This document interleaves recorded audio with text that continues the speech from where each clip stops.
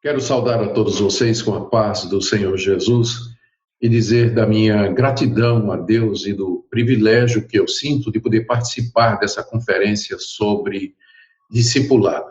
Muito obrigado pelo convite dos organizadores para que eu pudesse ser um daqueles que vai falar a respeito desse assunto que é tão importante e tão urgente. O meu tema é o discipulado cristão de acordo com o Evangelho de Marcos. O objetivo do Evangelho de Marcos, sem dúvida, é mostrar que Jesus é o poderoso Filho de Deus. E, como tal, Jesus não somente fez grandes sinais e prodígios e pregou o Evangelho, mas ele também chamou pessoas para serem discípulos seus. E meu objetivo nessa palestra é destacar alguns aspectos do discipulado cristão conforme nós percebemos no Evangelho de Marcos. O meu objetivo é tomar várias passagens ao longo de todo o Evangelho e trazer para esse tema, explicar o nosso tema à luz dessas passagens. Portanto, mantenha sua Bíblia aberta no Evangelho de Marcos, que nós iremos percorrer. Não faremos a leitura direta dos textos, mas faremos menção e você depois pode conferir em casa. Vamos primeiro descobrir o que é ser um discípulo de Jesus, de acordo com o Evangelho de Marcos. E aqui nós vamos cobrir a passagem que vai do capítulo 1, verso 16, até o capítulo 3, verso 19. Eu quero destacar 3 episódios que são narrados por Marcos aqui nessa passagem. O primeiro episódio é muito conhecido. Jesus chama 4 pescadores para segui-lo: Simão, André, Tiago e João. Isso está no Evangelho de Marcos, capítulo 1, 16 a 20. Jesus estava percorrendo toda a região da Galileia e pregando que o reino de Deus havia chegado e chamando as pessoas a se arrependerem e crerem no Evangelho. Ali às margens do mar da Galileia havia muitos pescadores. E Jesus então chama 4 deles para se unir a ele e segui-lo, que era a prática dos rabinos daquela época, chamar os seus discípulos para segui-los. Era assim que eles ensinavam e transmitiam os seus ensinamentos. E Jesus fez uma promessa a Simão, André, Tiago e João: venham comigo e eu farei com que vocês sejam mais do que pescadores de peixes, vocês serão, na verdade, pescadores de homens. Aquilo foi um chamado ao discipulado, a estar com Jesus, seguir Jesus e aprender com Jesus a ganhar almas, a ganhar pessoas para o reino de Deus. E é claro que, para isso, eles teriam que se arrepender e crer na boa notícia de que Jesus era o Messias que havia chegado. Mais adiante, nós lemos o segundo episódio que nós vamos mencionar, está aí em Marcos capítulo 2, de 13 a 17, quando Jesus, passando, ele chama para segui-lo um publicano chamado Levi ou Mateus.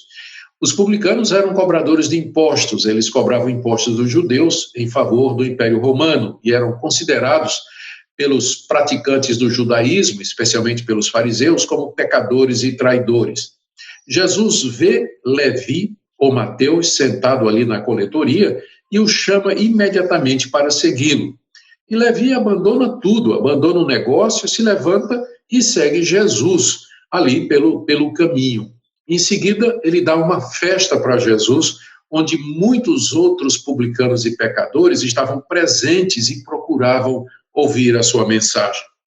Agora eu vou para o terceiro episódio, capítulo 3, de 13 a 19, quando Jesus, de entre a multidão dos discípulos, ele escolhe 12, a quem dá o nome de apóstolos, para estar com ele. Lemos que Jesus fez isso depois de subir ao monte, passou a noite em oração a Deus, e ao descer ele chamou aqueles que quis, e escolheu 12. 12 simbólico, é um número simbólico porque representa o novo Israel.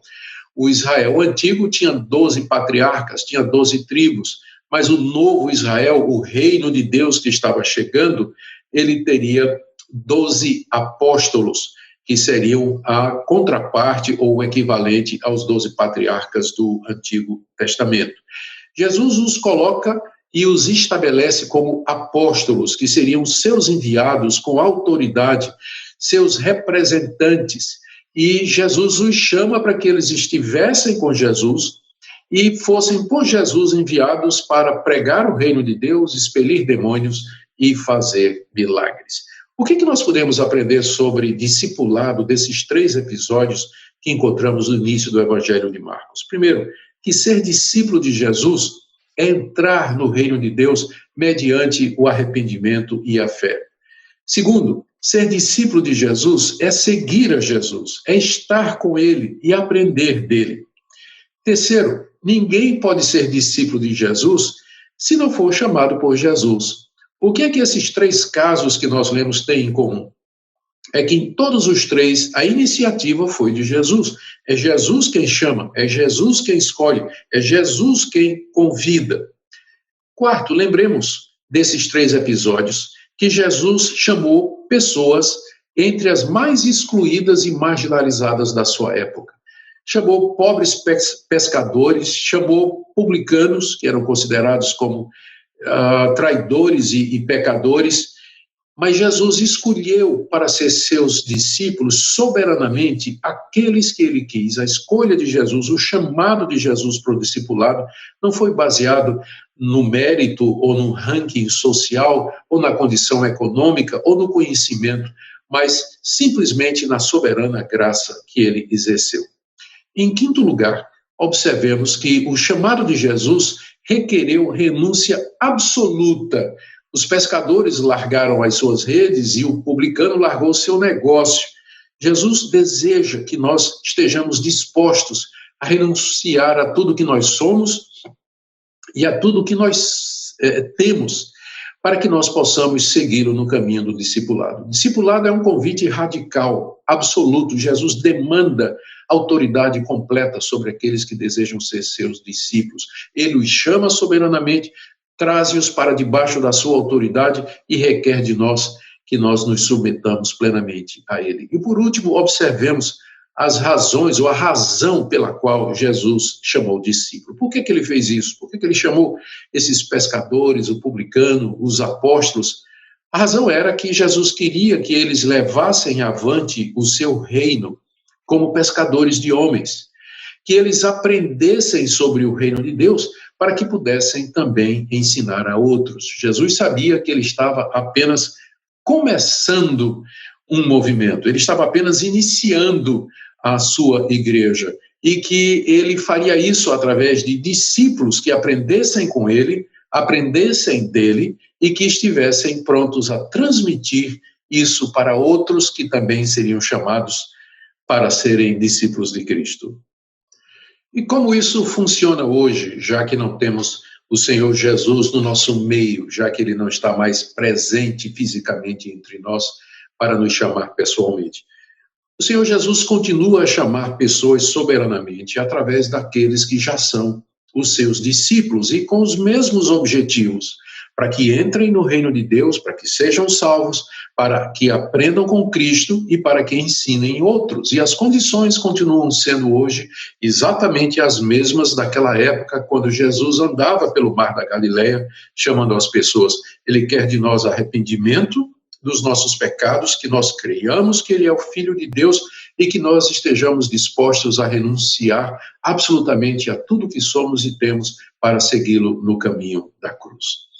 Agora vejamos, em segundo lugar, quais são os privilégios do discipulado. Já vimos o que é ser um discípulo. Agora nós vamos ver quais são os privilégios do discipulado. Aqui eu vou focar no capítulo 4 de Marcos, do verso 1, até o capítulo 6, no verso 13. E eu quero destacar 2 episódios narrados por Marcos nesse período e que ilustram bem quais são os privilégios do discipulado. Primeiro, eu observo aqui o fato de que Jesus, a uma certa altura do seu ministério, ele começa a falar por parábolas. Veja aí o capítulo 4, do verso 1 até o verso 34 do Evangelho de Marcos. Uma parábola é uma ilustração, é uma comparação tirada da vida real ou inventada ou criada com o objetivo de ilustrar verdades referentes ao reino de Deus. Na verdade, Todas as parábolas que Jesus contou, elas tinham a ver com o reino de Deus. Ele passou a usar essas comparações para que aqueles que pudessem ouvir, ouvissem. Quem tivesse ouvidos, ouvissem, ou seja, os seus discípulos. Através das parábolas, Jesus estava ocultando o significado do reino de Deus aos incrédulos e abrindo esse significado para os seus discípulos, uma vez que ele instruía os seus discípulos, em particular, a respeito dos mistérios do reino de Deus. Como, por exemplo, a parábola do semeador, que está aí no capítulo 4, de 1 a 9. Jesus contou essa parábola e depois, em particular, a partir do verso 10 até o verso 12, ele conta ou explica aos seus discípulos por que ele está usando parábolas e revela o sentido dessa parábola. O que Jesus estava fazendo era esclarecer a verdade aos seus eleitos e fechar a porta para os incrédulos da nação de Israel. Inclusive, ele faz uma citação do profeta Isaías e conta o significado da parábola do semeador a partir do verso 13 até o verso 20. Em resumo, os discípulos têm alto privilégio de ter acesso aos mistérios do reino de Deus. A verdade a respeito de Deus, a verdade a respeito de nós, do caminho da salvação, do plano de Deus para toda a humanidade, isso está oculto. Jesus contou essas verdades através de ilustrações, as quais ele explicava em particular aos seus discípulos.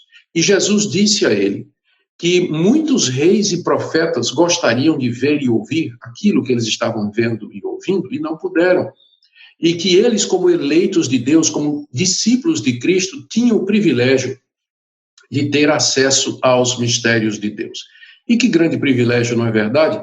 Ser discípulo de Cristo significa ser introduzido não somente ao reino de Deus, mas aos seus mistérios, aos planos misteriosos de Deus, aos seus propósitos estabelecidos desde antes da fundação do mundo.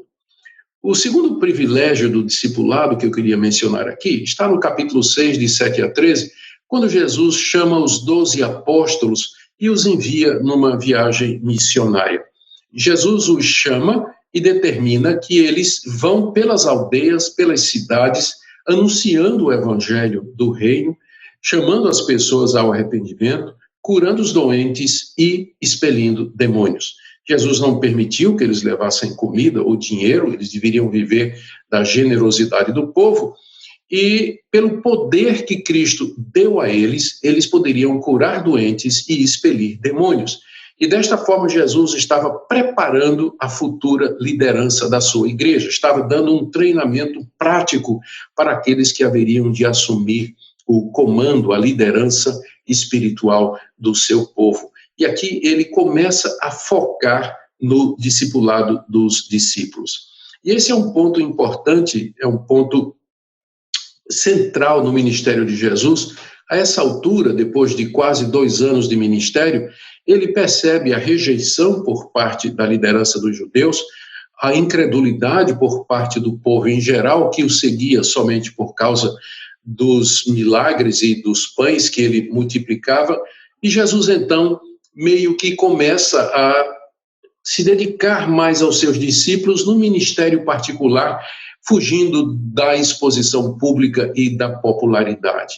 Ele se dedica mais e mais durante o ministério da Galileia aos seus discípulos, porque ele queria prepará-los para a missão que eles têm à frente de liderar a igreja, e sobre a qual eles ainda pouco sabiam, e dar a eles mais e mais informações a respeito do reino de Deus e a respeito da sua pessoa, porque àquela altura, apesar de tudo, os discípulos não haviam compreendido ainda a natureza do reino de Deus e nem a missão de Jesus. É a partir daí que a identidade de Jesus vai ficando cada vez mais clara para os seus discípulos através dos sinais extraordinários que Jesus realiza. Por exemplo, ele acalma a tempestade, dando ordens ao vento, ele vence uma legião de demônios que havia possuído 2 gadarenos, ele cura uma mulher que havia sido desenganada pelos médicos, ele ressuscita uma criança morta.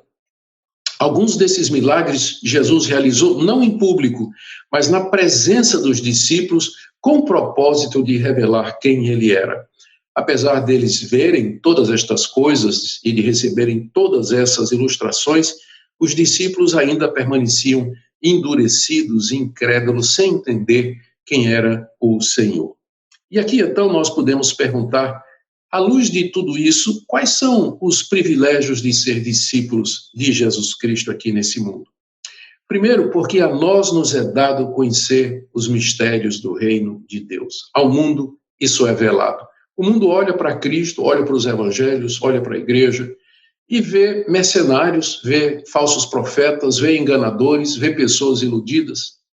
Mas os que foram chamados por Jesus, eles têm o privilégio de conhecer a Deus e os mistérios de Deus. Seus olhos são abertos, o seu coração é aberto, o seu entendimento é renovado e nós podemos entender espiritualmente aquilo que de outra forma jamais poderíamos entender. Outro privilégio nosso é que nós somos a geração que viu o cumprimento daquilo que Moisés, os profetas e reis profetizaram no Antigo Testamento. Nós vimos como estas promessas se cumpriram literalmente, fielmente na pessoa de Jesus Cristo. Terceiro privilégio, nós somos autorizados por Cristo a orar pelos doentes, expelir demônios e anunciar o reino de Deus, da mesma forma que isso foi feito lá no início. Os discípulos de Cristo hoje, que fazem parte da sua igreja e que são chamados para anunciar o evangelho, eles vão no poder do Espírito Santo que Jesus enviou no dia de Pentecostes. E em nome do Senhor Jesus e no poder do Espírito, nós anunciamos a chegada do reino de Deus. Nós podemos orar pelos doentes e, se Deus quiser, eles serão curados. Nós podemos enfrentar a oposição dos demônios, podemos libertar as pessoas, tudo isso em nome de Jesus. E por último, ainda dentro dos privilégios que nós temos por sermos discípulos de Jesus, nós somos aqueles a quem Jesus confiou o estabelecimento do seu reino aqui nesse mundo e o crescimento desse reino. É através do ministério dos discípulos, plantando igrejas, fortalecendo igrejas, que o reino de Deus se espalha aqui nesse mundo. Que privilégio maravilhoso ser um discípulo de Jesus.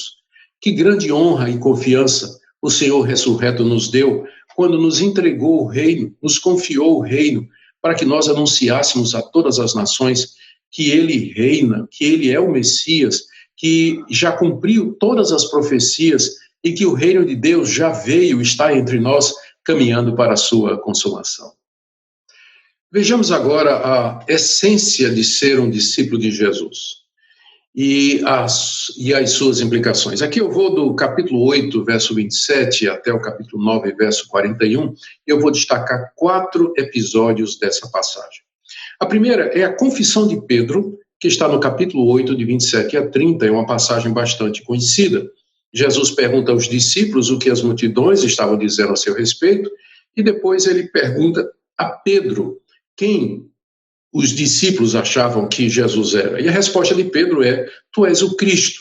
E os evangelhos de Mateus e Lucas complementam que a resposta completa foi: tu és o Cristo, o Filho do Deus vivo.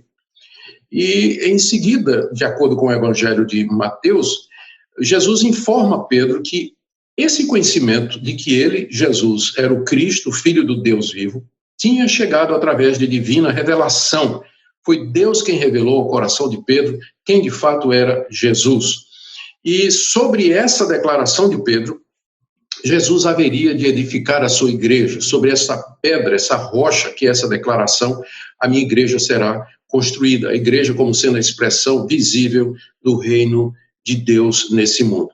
Então, aqui a gente percebe que a essência do discipulado, o que realmente é o discipulado, é esse conhecimento a respeito da pessoa de Jesus Cristo, que só é possível através de divina revelação. O segundo episódio aqui, nessa perícope que eu separei para falar sobre a essência do discipulado, está aí do capítulo 8, 31 a 9, verso 1, quando Jesus revela o segredo messiânico, por assim dizer. Ele fala abertamente aos seus discípulos pela primeira vez a razão pela qual ele veio. Ele diz que, como Messias, era necessário que ele primeiro fosse rejeitado, que ele sofresse e morresse pela mão dos gentios, e depois ele haveria de ressuscitar. É a primeira vez que Jesus claramente explica para os discípulos que ele primeiro deveria morrer antes de entrar na sua glória. Isso os discípulos não tinham entendido, isso não batia com a visão messiânica que eles tinham. Por isso que a reação de Pedro foi repreender Jesus, dizendo isso não aconteceria. E Jesus, então repreende a Pedro pela falta de compreensão e de discernimento sobre aquilo que Jesus estava ensinando. O terceiro episódio, mais adiante, aqui mesmo no capítulo 9, do verso 33 a 37, tem a ver com a questão de quem era maior no reino de Deus. No caminho para Cafarnaum, lá para a casa de Pedro, que era a sede do ministério de Jesus, os discípulos estavam discutindo entre eles quem era o maior no reino de Deus, mostrando que eles não tinham entendido nada ainda, ou muito pouco, a respeito da natureza do reino de Deus e da essência do que era um discípulo. E Jesus, então, os questiona sobre isso quando chegam na casa. Quando eles entram na casa, Jesus pergunta: o que vocês estavam discutindo no caminho? E aí, então, eles dizem, meio envergonhados, que estavam discutindo entre eles quem seria o maior. Jesus, então, chama uma criança como exemplo e diz que aquele que for o primeiro será o último e que o último será o primeiro.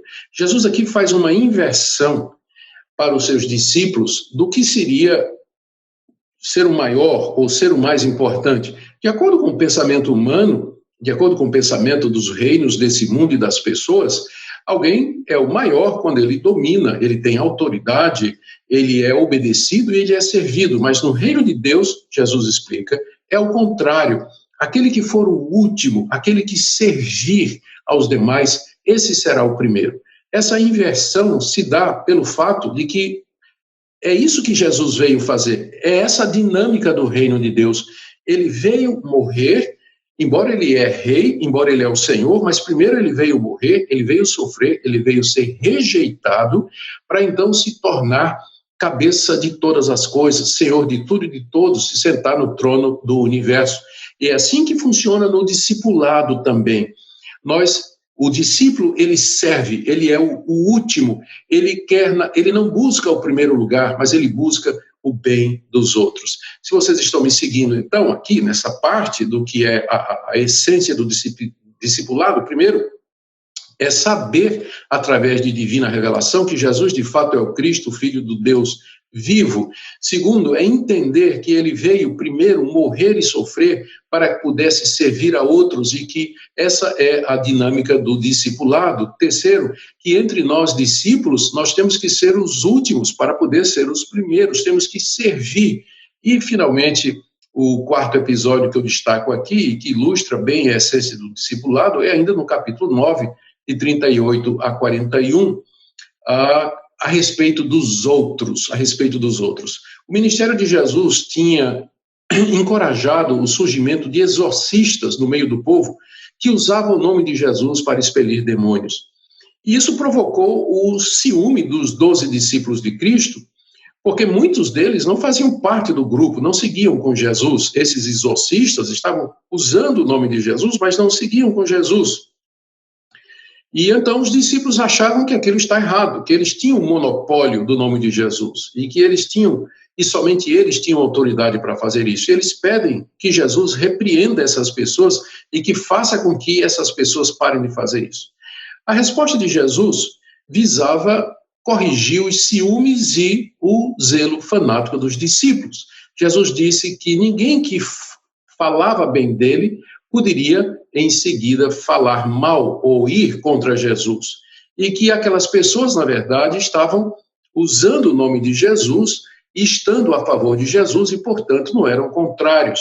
O que Jesus queria mostrar é que o reino de Deus era maior do que aquilo que seus discípulos pensavam, que Deus trabalha mesmo através de pessoas que não seguem exatamente conosco, com a nossa tribo, com a nossa denominação, e que todo ato de caridade para com os discípulos de Cristo seria recompensado, porque Jesus tinha dito: quem der um copo de água fria a um desses meus discípulos não deixará de receber a sua recompensa.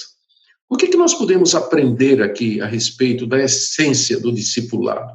Primeiro, consiste em saber quem é Jesus. Segundo, consiste em reconhecer que ele é o fundamento da igreja e que é sobre essa verdade que a igreja tem de existir e servir. Terceiro, entender a razão pela qual ele deve ser rejeitado, sofrer e ser morto antes de entrar na sua glória. Quarto, crer na sua ressurreição e sua volta em glória. E olha aqui esse quinto ponto, alegrar-se que existem muitos discípulos de Jesus fora do nosso círculo e que o reino de Deus é maior do que a nossa denominação. Jesus tem discípulos fora da denominação batista, fora da denominação presbiteriana, fora da Assembleia de Deus.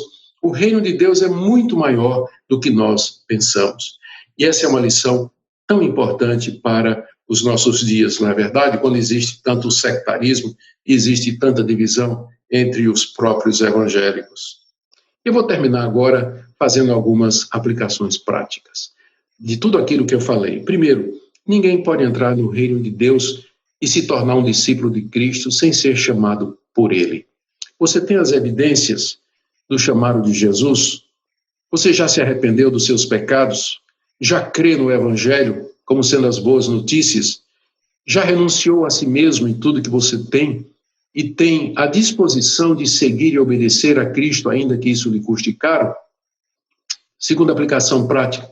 Ninguém pode ser discípulo de Jesus sem entender quem ele é. Você já entendeu por que Jesus primeiro tinha que morrer pelos pecados? Você crê que ele ressuscitou literalmente de entre os mortos, está sentado à direita de Deus e virá fisicamente para julgar os vivos e os mortos? Terceiro, como discípulos, nós somos encarregados de discipular outros, mundo afora. Está você envolvido de alguma maneira com o discipulado de outros? Está disposto a ser um instrumento de Cristo na expansão do seu reino? Quarto, discípulos são imperfeitos, fracos e inconstantes. Você tem mantido o seu coração contrito e quebrantado em estado de penitência por causa dos seus pecados? Você tem vigiado e orar para não cair em tentação? E por último, o reino de Deus é somente para os discípulos de Cristo Jesus. Você anseia que esse reino venha na sua plenitude? Você desfruta a alegria de fazer parte do seu reino? Que grande privilégio é sermos discípulos de Jesus Cristo. Não há vocação maior, mais elevada e mais nobre do que ser chamados para seguir aquele que morreu pelos nossos pecados e ressuscitou para ser o Senhor do mundo. Que Deus abençoe sua vida, que faça de você um discípulo consagrado, verdadeiro, dedicado totalmente ao seu Mestre. Deus o abençoe.